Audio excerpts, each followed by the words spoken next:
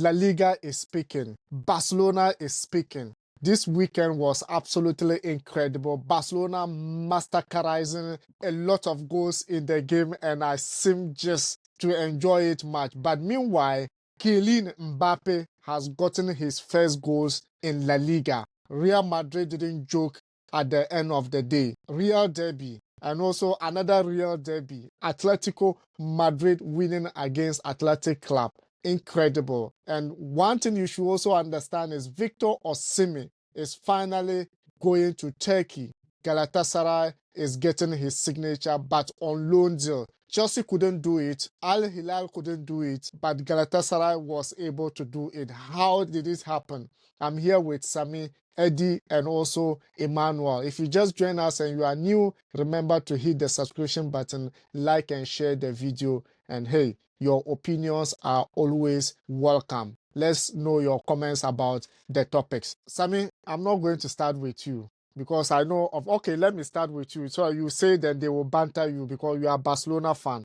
Barcelona this weekend, 7-0. We talked about Rafinha, how the coach embraced him at the last game. We talked about his performance and he ended up giving us hat-trick in that game. Well, what's your take on that game? Do you think Barcelona is ready for the trophy? Yeah, we are ready. We've always been ready. Barca every day, every time is ready. It's unfortunate that we went through some crisis, and which is normal. But then to have a coach like Hansi Flick, I think it's been brilliant. Last season, if you remember, last 2 seasons here, Xavi won the La Liga and won the Super Cup. And it shows that Barca has the quality, but the problem is the managerial part of the side of Barcelona was a problem. Having a coach like Flick, I think you can see the way he talks to the players. He gives them the opportunity to be themselves. He tells them to always push on. Oh, his mentality is so much. For me, he is the best signing we've had so far this season. And aside that, going to 7 goals, scoring is top notch. He still kept them pushing. Even after the game, he was talking to a player called Hector Front, who was not able to participate in the game. This shows the kind of quality this guy is bringing to the Barca team. Some you think it's too early to praise him like that? No, I'm not going to say it's too early because I've been a Barca fan for a long time, and it's been a long time to see Barca play the way they played.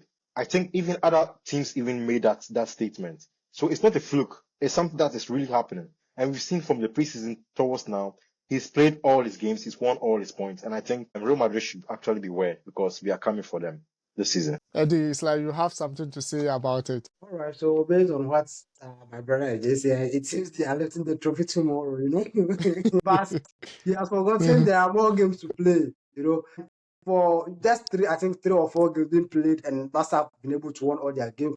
And for them to win 7-0 is fantastic, it's marvelous. I think after them giving that 7 goals, I think we felt like the Barca before, before you watch a Barca game, they will give you the performance, they will give you the goals and everything. So I think that was what we saw, and Hansi Flick is probably doing a good job at Barcelona. But this season is going to be a tough season. So it's too early for Barcelona fans to. Ima, don't you think Barcelona will still face challenges in the La Liga? Yeah, definitely. It's 38 games, so definitely 1 or 2 games will, be tough a bit. But, Hansi Flick has shown glimpses of what his team is capable of doing and, what we should expect after the international break from, after the international break from his team. We've seen players who were not like that flourish under Xavi Hernandez, but he's find a way to, boost their confidence. And when they're on the ball, you can see differences between last season and this season. Players like Rafinha, you can see when now he moves the ball with such confidence. We can't even talk about that boy Lamine Yamal, so magical. They've had Dani Olmo, Ferran Torres too came, and he also had a goal. I think he's find a way to bring the best out of the boys. Though he's been a German coach, Germans, they rely more of like the technicalities, but he's find a way of, these La Masia boys and this Barcelona kind of football, they are gelling so well that I think Madrid will have a very tough competition this season. From the way I saw the Barcelona team last Saturday, I think we should expect more from them. Even in the Champions League, the way they are playing, when they meet you and, you just lose, focus a bit, they will just put in 2 or 3 goals before you even realize and come back to the game. Hansi Flick, is the right driver that the team needed for them to get the real going. But I feel like it's still early days here, though it's 4 out of 38, but he's that man that can change the Barcelona setup and change the Barcelona team very well. I feel he knows how to use the boys very well. Or Danny Olmo, he's played in the German Bundesliga, so he can talk to him very well, and he has that mentality. I feel like Carlo Ancelotti has a very tough competition this week, this this season. season in the La Liga. Yeah. Yeah. One thing I love about that game is Lamine Yamal assist to Absolutely. Lewandowski. Absolutely incredible. Racing the ball, measure the ball, and just drop in front of it. It was classic. It's a long time I see that kind of passes. Seriously, the boy. I think that boy is one to watch out for. Like his style of play and everything. He's not more of like the Messi style, but he has this unique football that he plays. I think, yeah. For me, I think he's one player we should watch And out when for. he's moving with the ball, you just know, like, this boy is just talented, like Yes, exceptional. yes. Real Madrid, we all know Kylian Mbappe has struggled for a few games, and last game he was able to net 2 goals, and I think it was a relief to him and Real Madrid, because when you look at how Vinicius Jr. celebrated the goal, probably you could understand how important it means for them, and they even allow him to play a penalty for sure. Eddie. The performance of Real Madrid in general, and particularly Kylian Mbappe, since he came to Real Madrid, I think he hasn't found his feet well. Although during the preseason and I think the cup, he probably had some couple of goals, and also things were moving good for him. But La Liga in general is different. Is different from what he was playing in France. But I think Real Madrid fans were probably happy, and everyone was happy to see Kylian Mbappe back on his feet, probably giving Real Madrid 2 important goals. And with the penalty, I think Vinicius dashed Kylian Mbappe. I think all Real Madrid fans were happy. That spot was for Vinicius to also register a goal, but helping his teammate, I think, was something love saying. I feel like that's the confidence booster Mbappe needed for the Real Madrid team. Unfortunately, they are going for international break. Else he could have built upon that, for the next games that he can just be giving Real Madrid the goals. I feel like Madrid has not still gotten, that kind of football they've been playing for the past seasons. I think they are still struggling a bit. Maybe after the international break, Carlo Ancelotti will try and, find ways and means to make the team work very well. Let me single out players like Federico Valverde and, Dani Carvajal. Federico Valverde is one player we don't talk much about, but he always gives you an A-class performance. That is one thing for sure. When he's in the game, just know that he will give his all to the team. Dani Carvajal too, the same. And now he's the captain of the side. I feel like Kylian Mbappe having the 2 goals, one from the penalty spot, and also having an assist from Federico Valverde. Yeah, what else can we say? They just got the 3 points, but it wasn't an easy game for Madrid. It was a difficult game, but they found a way to get the result. That's the most important thing. But I'm just hoping that right after the international break, Carlo Ancelotti will just talk to his boys that, hey, guys, calm down. We know that there's a lot of pressure on you guys, but calm down, play as a team, and the results will just come by itself. They shouldn't, because when players like Vinicius Jr. are moving the ball, you can see that there's a lot of pressure. Kylian Mbappe yesterday, for instance, after scoring the first goal, that you can see that his confidence level was starting to get up there. So I feel they still have a lot of things work to do in the team. So maybe within these 2 weeks, Carlo will just sit down, watch his boys on the videos and everything, and when they come back, he'll talk to them for them to start playing like the Real Madrid we used to know. I mentioned it earlier that Mbappe in no time will score. It's a normal thing. He's a top player. He has the quality.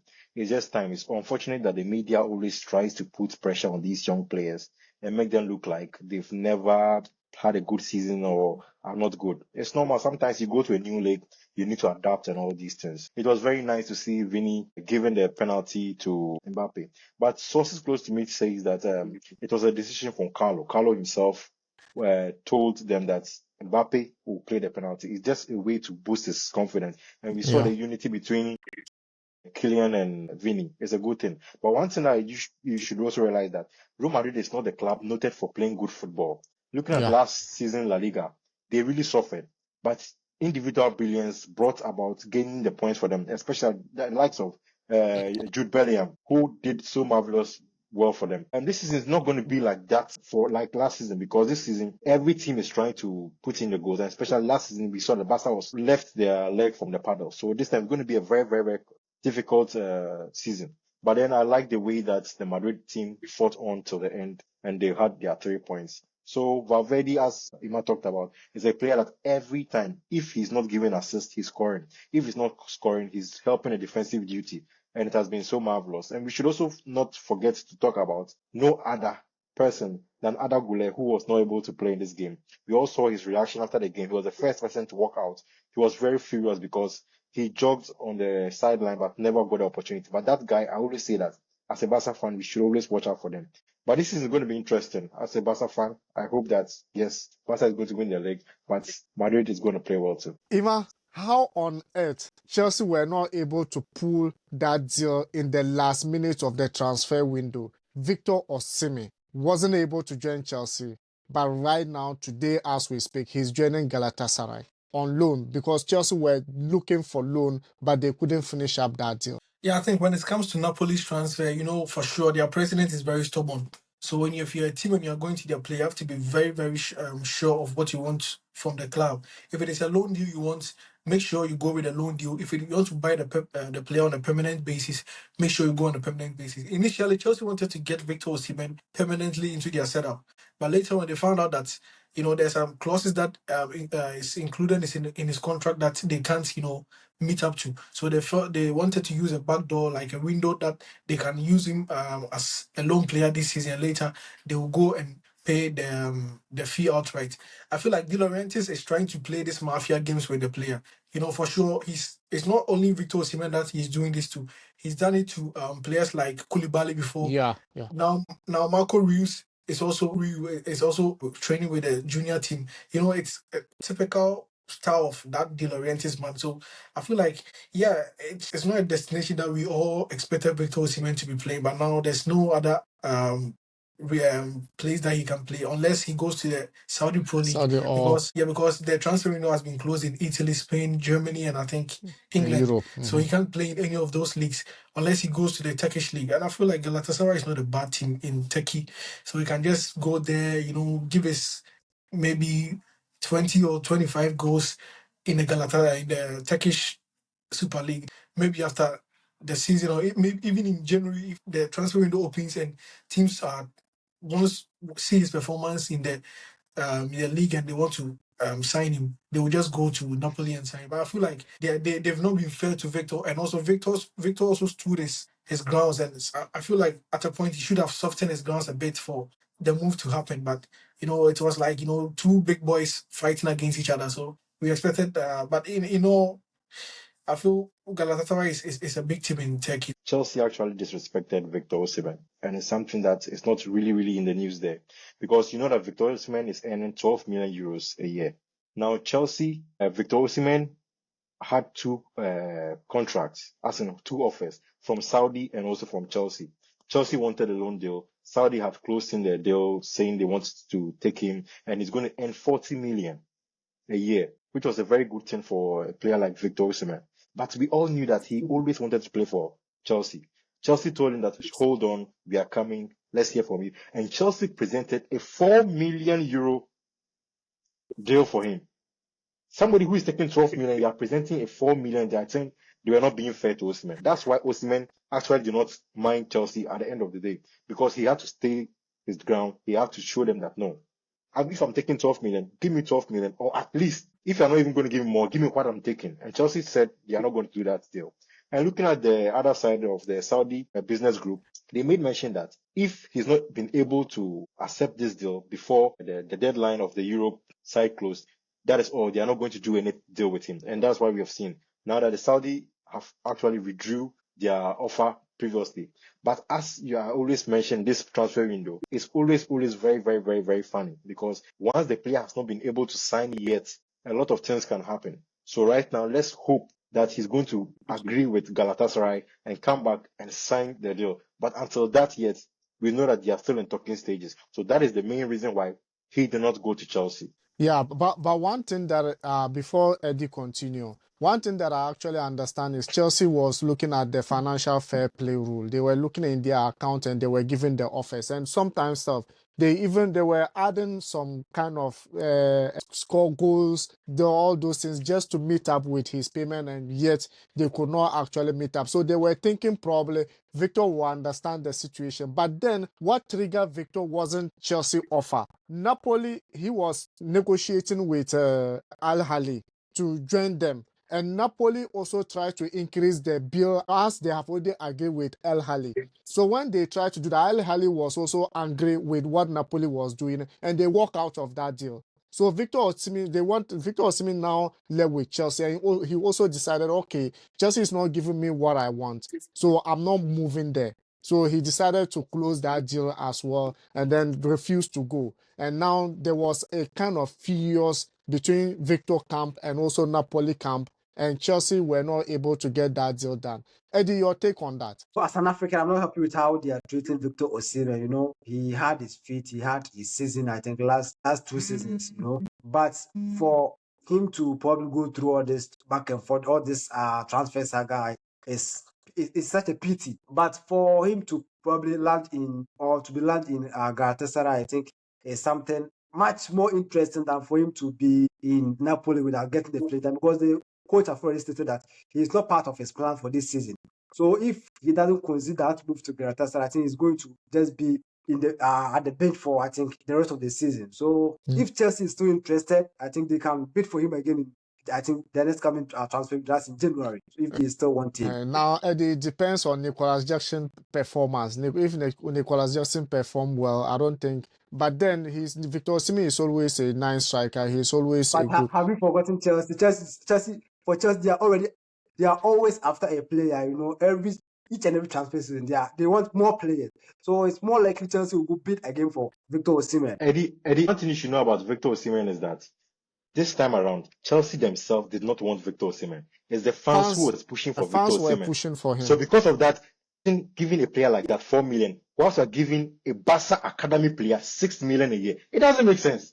So definitely, Chelsea is not looking at him at all. And also the coach has come out and said that he's trusting who? Their striker. That is Nicolas. Jackson. Yes, he said he's trusting him. And they have even given him more years. They have signed more years with 2029 with 1 year extra. That's one thing. Situation is, it's not that the coach is trusting on Nicolas Jackson. They feel that Nicolas Jackson, they brought him for like to nurture him, to mature. So a long-term project. That's what. So they believe that bringing in Osimhen might interrupt that nurturing. That was how the club. That is trusting the person. That is it. So yes, so they're trusting him. The coach is only coming out because he didn't get the striker that he wanted to. But then the club as it stands, they bought him before the coach. The club feel that if they bring in a striker, that like nurturing Nicolas Jackson will be interrupted. So they are trusting Chelsea are relying on the club is trusting. So wait, actually, so Chelsea are now relying on a nurturing player to be in the top 4 and play in the Champions League, right? That's the fans' problem. Okay. And how about his contract renewal? And the fans are not happy. They have increased him. Yeah. But they have increased his contract too. Yeah. They have given him, now his contract is going to end in 2029 plus 1 year additional contract. Nicolas so they trust Jackson him. will leave in January for sure. Yes. Mark this one. Nicolas Jackson will go to. Oh my goodness. Okay. Eddie, we live to see. Yeah.